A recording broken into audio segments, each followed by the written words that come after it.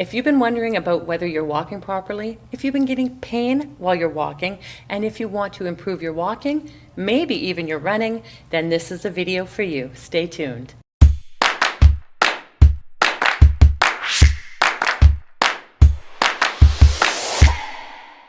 Thank you for joining me on my channel. Welcome back for those of you who have been here before. If you have not, my name is Marian Barnick. I'm a registered kinesiologist and movement coach.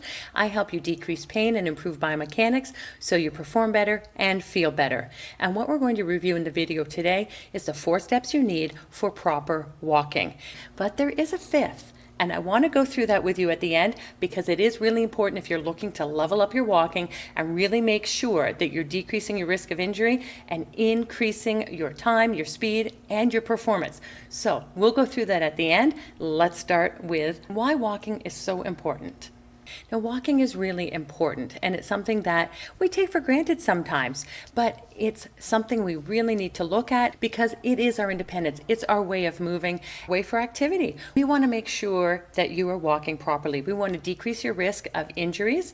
We want to make sure, too, that you have longevity with your activities, with your daily life, and with your walking. Now, you might ask, is it really a proper way of walking? And I'm going to tell you, yes, there absolutely is. And we take it for granted. We go out walking and we have no issues and don't even think about it, but that's until we either can't walk or we're getting pain with walking. So it's really important that we go through these points. You may have heard the word gait or gait analysis. I know that's something that I do quite a bit is taking a look at video of people walking or running and analyze their gait. That's their signature, how they're moving. And they can be really amazing, or it could have some things that we may want to tweak a little bit. So as I said, we're going to go through the 4 steps for easy peasy walking. And this is walking the proper way. So let's move forward with those 4 steps. So your first step in the 4 steps to proper walking is your heel strike. So when we look at the picture here, we can see that the foot is elevated. Only the heel is on the ground, and I want you to look at the fact that that foot is straight up and down. It is not on an angle. It's not going out one way or the other way. We've got that foot straight up and down. Easy peasy. That's your heel strike. That's your first step in proper walking. Step number 2 for walking is your stance phase. When we look at the stance phase, we're looking at the foot that is on the ground. So when we look at this picture, we're looking at this foot. It's flat on the ground. It's nice and even. The foot is pointing towards the direction that you want to walk. And the leg is nice and stable, coming down from the hip in a nice straight line. Yes, we're talking body alignment. We need those proper biomechanics to decrease the risk of injury and, of course, to keep you pain-free. Let's move on to step number 3. Your 3rd step with proper walking is your swing through phase. So we're talking about this foot here, and as you see, this foot will swing through, hence the name swing, to the front of the body, but without touching the ground.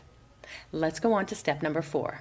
Step number 4 is your toe off. This is the last part of your foot to leave the ground when you're walking. So again, when we're looking at this foot here, we're looking at the position of the foot, up and down, nice and straight, no angles, and we see that all of the foot is off the ground except the toe.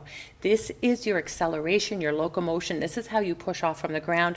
This is truly important. All right, that 5th secret step that is going to make for awesome walking, proper walking, and to accelerate you towards your goals is the use of your arms when you're walking.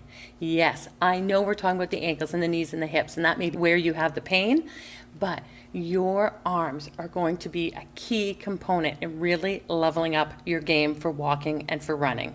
When we look at how we want those arms to move when we're walking, it's a reciprocal pattern that we're going to look at. So when we look at the picture here, when we look at heel strike, we've got that left leg in front. So when that left leg is in front, I want that right arm swinging forward with that left leg.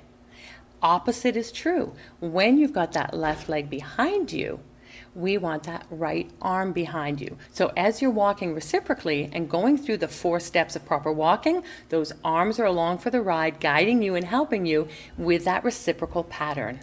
So when we're looking at this girl walking on the treadmill, we can see the arm swings. We can see the normal arm swing with the arm coming forward, the arm coming back. We're looking at shoulder range of motion here with flexion and extension.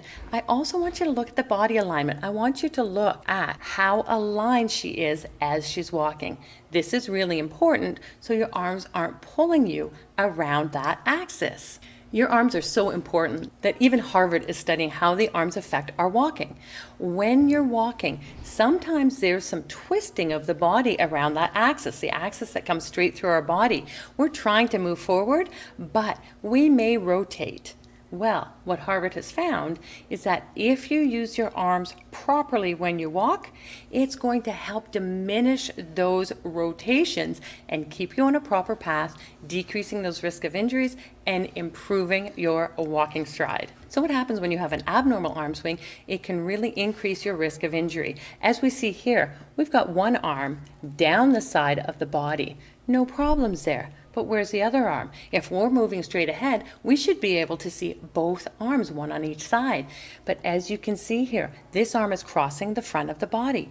That's going to definitely cause some issues. So when we're looking at that arm swing that's coming in front of the body, we can also see other areas in the body that are being affected or have affected the arm. Again, doesn't matter which came first, we're looking at the problems and that's what we want to correct. We can see that the hips are not in alignment. And with our toe off, that fourth step in our proper walking is not being done correctly. That foot is on an angle. We've got some rotation here, and these will cause problems with how fast you can walk and also injuries that can occur in parts of your body. So you know the 4 steps. You know the 5th secret. What are we going to do about this? Well, there's a lot of different patterns you can use to up-level your walking or your running or your sport. What I want to look at for you is starting with the Foundations First framework. This is where you start. We've got to start by evaluating where there may be an issue, and that's with your range of motion. Are your joints moving properly to get you into the proper gait pattern? Do you have mobility about the ankles, the hips, and the knees that will allow you to walk properly? Do you have mobility about the shoulders? That's the second point.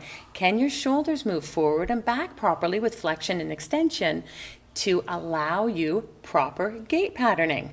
So as we see here with one of my patients, we've got very light weights in our hands just to help with that neural input of that flexion and extension to allow her to move forward with the proper gait pattern once we had the mobility in the lower limbs as well as the upper limbs. And this is one of the ways you can look at in improving your walking. So we want to look at the mobility, upper body, lower body, and then we want to look at guiding the body in proper motor control as it's moving in these functional patterns. Now, do you have any questions? Do you have any concerns? Have you looked at your walking and you're wondering if you are meeting the 4 steps with the proper walking? Or do you maybe have some issues with the shoulders? They may be pulling you across the body as you're swinging your arms, not only decreasing your walking speed, but also causing some issues with hip, knee, and ankle pain, or maybe some tightness through the chest as well. I want you to comment below. I want you to let me know what those issues are. And of course, I would love to see those videos. If you have videos of your walking patterns and you would like me to do a gait analysis, by all means, send me a copy of the video. I would love to be able to use that to help you and to help others. And please hit subscribe so we can bring you more information, and let me know if this is helpful and what else you would love me to chat about for better body biomechanics. Have an awesome day.